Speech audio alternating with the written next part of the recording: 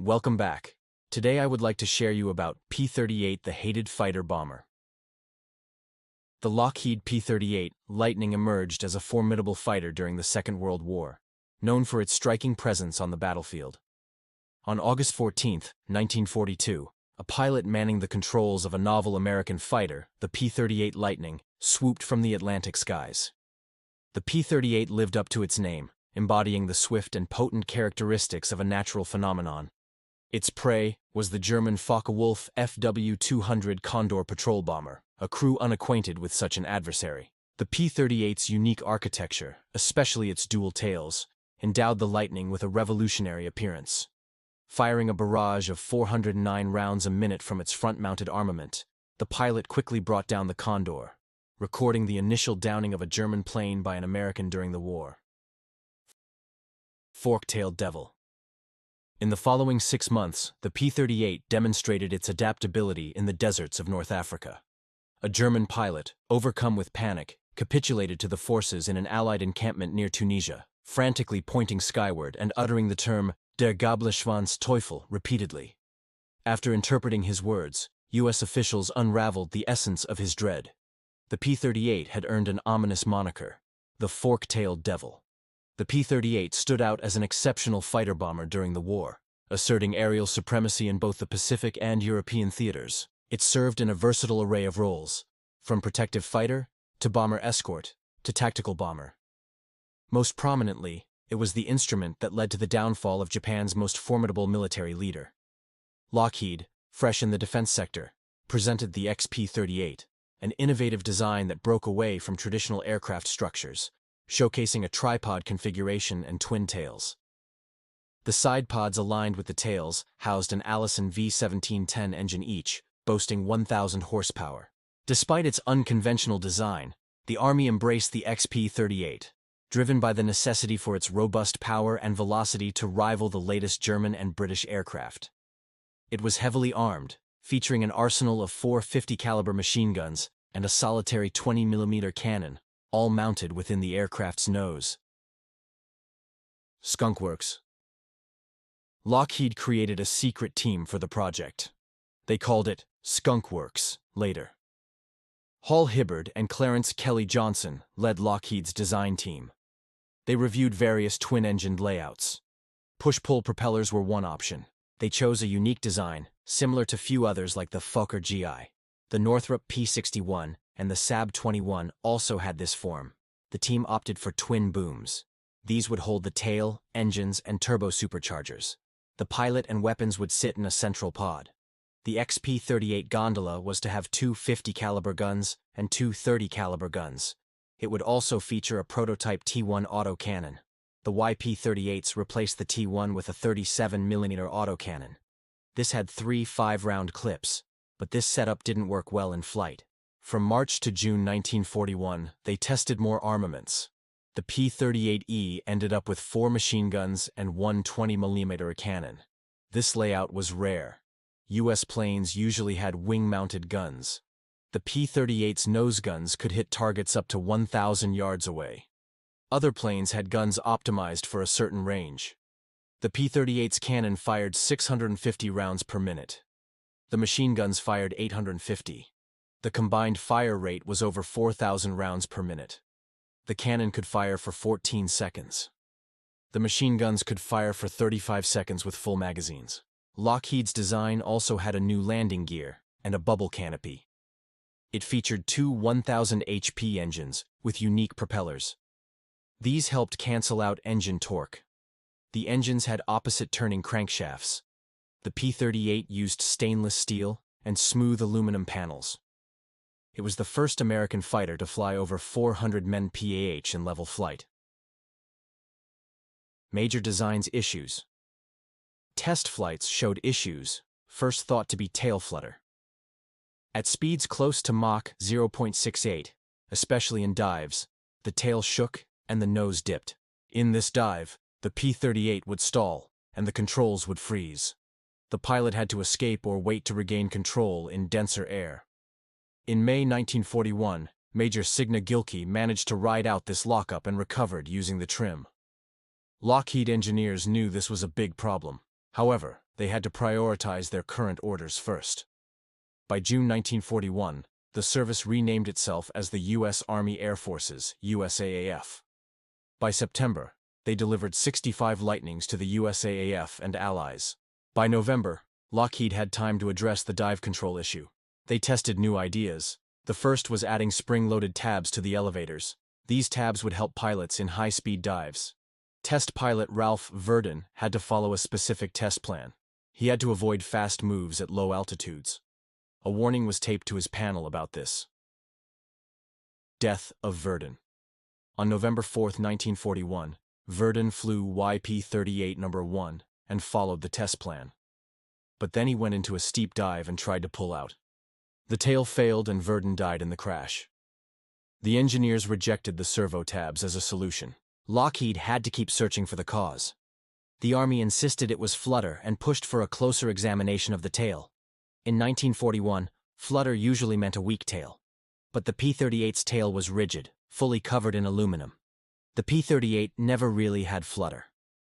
To demonstrate, Lockheed added thicker metal to one tail. However, this did not change the vibrations or the dive issue. Lieutenant Colonel Kenneth B. Wolfe suggested trying external mass balances. The P-38 already had internal balances, but they tested various external ones with risky flights. Kelly Johnson reported to Wolfe that these did not solve the vibration or dive issues. Despite this, Wolfe insisted on adding them to all P-38s. The P-38 had dive issues. Johnson, in his autobiography, urged the National Advisory Committee for Aeronautics to conduct wind tunnel tests. They hesitated, fearing damage at high speeds. General Arnold, head of the Army Air Forces, commanded them to proceed. The tests, conducted up to Mach 0.74, identified the P-38's dive issue. The center of pressure moved rearward in high-speed airflow. The fix involved altering the wing's underside geometry during dives. This kept the lift in check. In February 1943, Lockheed tested quick-acting dive flaps. The test pilots confirmed their effectiveness. Installed beyond the engines, these flaps dropped 35 degrees in 1.5 seconds. Rather than slowing the plane, they maintained lift. By late 1943, Lockheed had dive flap kits ready for field modifications. These would allow P-38s in various theaters to handle compressibility better. However, logistics faltered. In March 1944, an RAF fighter downed a C-54 carrying 200 kits to England, mistaking it for an enemy craft. Back in Burbank, they fitted P-38Js fresh off the line with dive flaps outdoors. By June 1944, the last 210 P-38Js received them on the production line. Despite proven benefits, a 14-month delay meant only the last batch of Lightnings got the dive flaps on the assembly line. Johnson later recalled, "I broke an ulcer over compressibility on the P-38 because we flew into a speed range where no one had ever been before. And we had difficulty convincing people that it wasn't the funny-looking airplane itself, but a fundamental physical problem. We found out what happened when the Lightning shed its tail, and we worked during the whole war to get 15 more ki, 28 km/h, of speed out of the P-38. We saw compressibility as a brick wall for a long time. Then we learned how to get through it." The P-38 had another issue due to its counter-rotating propellers spinning outward at the top. If one engine failed during takeoff, the plane would yaw and roll toward the failed engine. Standard twin-engine takeoff procedure is to go full throttle on the remaining engine. Yet, doing this in a P-38 caused a sudden, uncontrollable roll and crash. Pilots learned to manage this by easing off the good engine, feathering the dead one, and then slowly increasing power for stable flight. Full throttle takeoffs with one engine weren't possible with a full load. The P-38's engines ran quietly, thanks to the turbo superchargers muffling the exhaust. Cockpit temperature control was problematic. In the tropics, pilots overheated as the canopy couldn't fully open. In cold climates, they froze since the engines were too far for heat transfer. Later models had fixes like heated suits. Armored glass. Before YP-38s were tested, the USAAC ordered 66 P-38s on September 20, 1939. By mid-1941, the USAAF received 30, some unarmed. These were later armed with machine guns and a cannon. They also got armored glass and cockpit protection. One experimental unit had a pressurized cabin and was named XP-38A. Based on European reports, the last 36 were updated for combat and called P-38Ds. There were no P-38Bs or Cs. The P-38Ds helped iron out issues and familiarize the USAAF with the aircraft. In March 1940, the French and British placed a 100-mailer order for 667 P-38s. They designated these as Model 322F for France and Model 322B for Britain. This variant mirrored the P-38E. They wanted Allisons like their P-40 Tomahawks and skipped counter-rotating engines and turbo-superchargers. The target speed was 400 mph at 16,900 voived. France's fall led Britain to inherit the order, naming it Lightning. By June 1941, British experiences from recent air battles led them to adjust their specs. They changed the contract in August. Now, 143 would stay as ordered, becoming Lightning I. The rest would upgrade to P-38E levels as Lightning II. Pearl Harbor changed everything. That summer, an RAF pilot's report on tail flutter led to the cancellation of most Lightning Is. Lockheed insisted on honoring the original contract. The discussions turned sour. Pearl Harbor's attack shifted things. The U.S. took 40 Model 322s for homeland defense. The rest went to the USAAF from January 1942. The RAF tested 3 by May at various British facilities. These lacked armament and turbochargers and were limited to 300 mm rash. They returned to the USAAF later. Out of 140 Lightning Is, 19 remained unchanged as RP-322Is. The rest became P-322-2s, used for training without turbochargers. Some RP-322s served as modification test beds. Below 16,000 ft, the RP-322 was fast and stable. The 524 Lightning IIs got stronger F-10 engines and wing pylons for extra fuel or bombs. They served in the Pacific as F-5A Recon or P-38G fighter planes. The latter played a key role in downing Admiral Yamamoto. Miss Virginia, a G model, participated in that mission. It had seen earlier action against Japanese planes and ships. The British kept the Lightning name over Lockheed's Atalanta, following their mythological naming tradition. Range extension. The USAAF's bomber mafia, opposed by some, set a policy in the 1930s. They opposed researching long-range fighters, seeing them as impractical. They did not want this research competing with bomber development. Aircraft makers knew adding range-extending subsystems to fighters wouldn't get them rewards. Lieutenant Kelsey challenged this stance. In late 1941, he risked his career by persuading Lockheed to add these subsystems to the P-38E. He did this verbally to avoid a paper trail. Kelsey may have been reacting to Colonel Goddard's view. The U.S. needed a fast, long-range reconnaissance plane. Lockheed also began modifying some P-38Es for reconnaissance, naming them F-41LO. They equipped these with cameras and drop tanks for extended range. After Pearl Harbor, about 100 P-38Es underwent modifications in Texas or at Lockheed's new plant. They received cameras and could carry drop tanks. P-38Fs received this upgrade too. From the P-38G model onwards, all Lightnings could have drop tanks from the start. B-17 escorts. In March 1942, General Arnold commented on bypassing U-boat threats by flying fighters to the UK. Roosevelt highlighted his interest in this approach. Arnold likely knew about the P-38's range extension success with small drop tanks. He pushed for testing larger tanks, which gave the P-38 a 2,500-mile ferry range. However, they used smaller tanks for Operation Bolero due to supply. The first 7 P-38s, escorted by 2 B-17s, left Maine for Scotland on June 23, 1942. They refueled in Canada, Greenland, and Iceland. Despite some losses mainly due to bad weather and navigation issues, nearly 200 P-38Fs reached Britain by August 1942. This made the P-38 the first USAAF fighter in Britain and the first to cross the Atlantic by itself. Kelsey flew one, landing in Scotland on July 25. Into combat. The F-4, a modified P-38E with cameras instead of guns, was the first Lightning in active service. It joined the 8th Photographic Squadron in Australia on April 4, 1942. For a brief period from September 1942, the Royal Australian Air Force also used 3 F-4s. On May 29, 1942, 25 P-38s started missions in Alaska's Aleutian Islands. Their long range suited the vast island chain, and they flew there throughout the war. The harsh Aleutian weather proved tougher than enemy forces, causing more lightning losses. Pilots, disoriented by monotonous gray skies, sometimes crashed into the sea. On August 9, 1942, two P-38Es from the 343rd Fighter Group made the first lightning kills.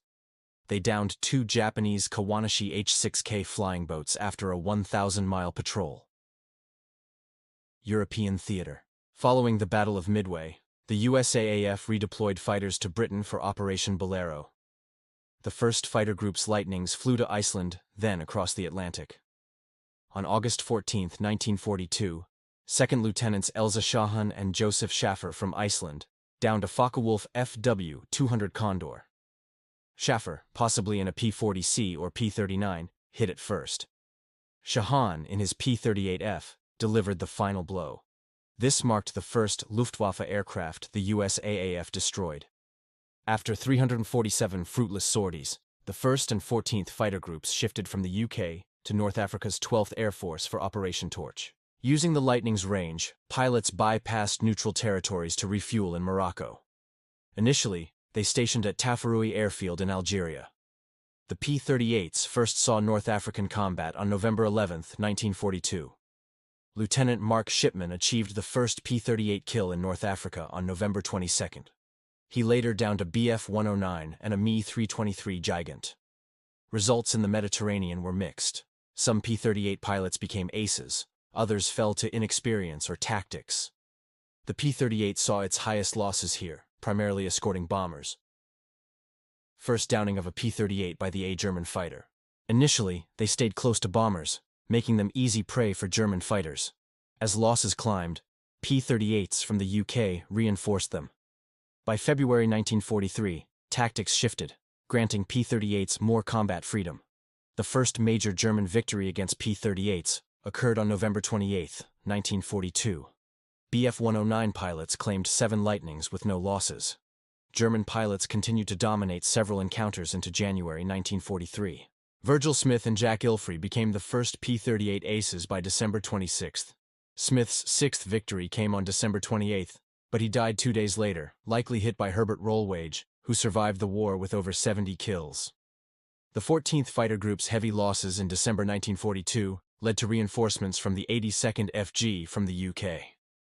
William J. Dixie Sloan of the 82nd scored on January 7, 1943, during a bomber escort. Sloan, known for his independence, had 12 victories by July. After more losses in January, the 14th FG had to regroup, sending pilots home and transferring Lightnings to the 82nd. They paused for 3 months, returning to action in May. Western ETO. On April 5, 1943, the 82nd's 26 P-38Fs claimed 31 enemy aircraft, securing air control in the region. This feat supposedly earned the German nickname Der Gabelschwanz-Teufel, fork-tailed devil. A downed German pilot reportedly coined this as Life magazine described in August 1943.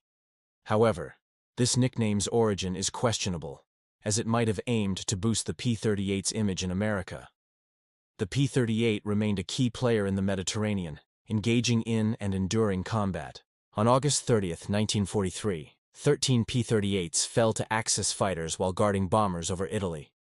On September 2, German Bf-109s from JG-53 downed 10 Lightnings, claiming 4, including ace Franz Schiess's aircraft.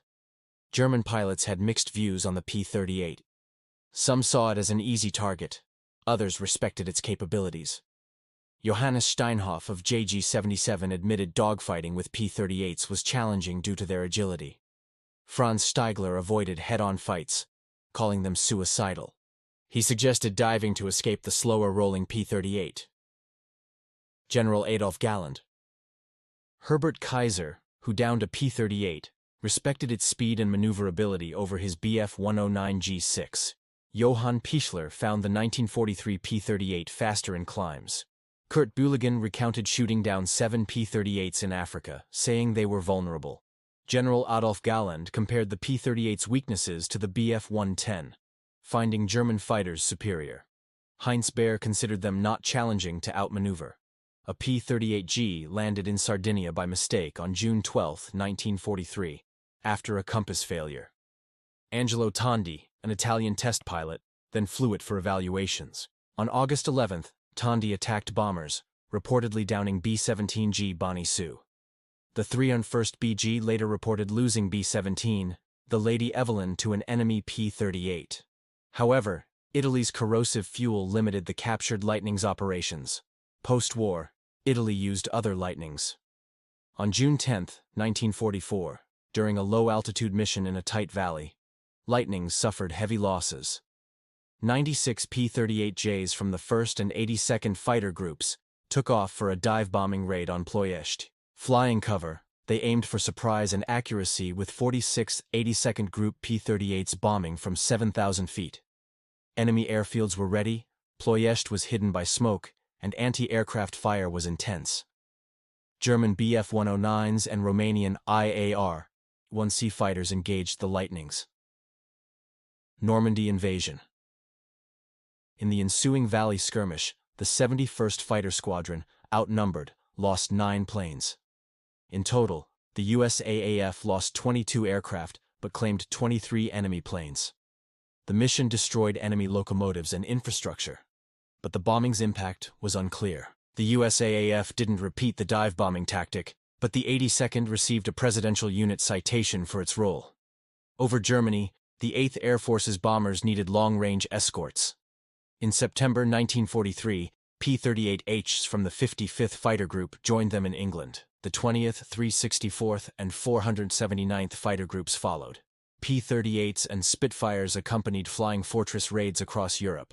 Lieutenant General Jimmy Doolittle, leading the 8th Air Force, flew a P-38 during the Normandy invasion. Its unique shape reduced friendly fire incidents. Doolittle chose the P-38 to oversee the air offensive over France.